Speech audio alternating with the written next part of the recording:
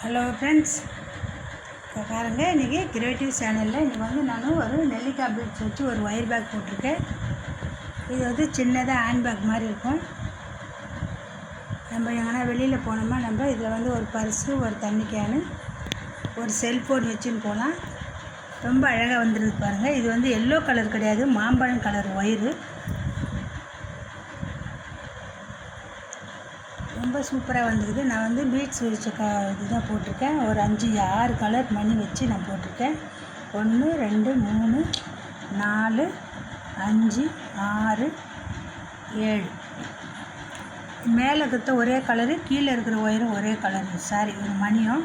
அதனால் 6 கலர் மணி வச்சு நான் போட்டிருக்கேன். அதே மாதிரி இந்த மாதிரி பீட்ஸ் வச்ச ஒயர் பேக்கு கேட்டிருக்காங்க, ஆர்டருக்காக தான் போட்டிருக்கேன்.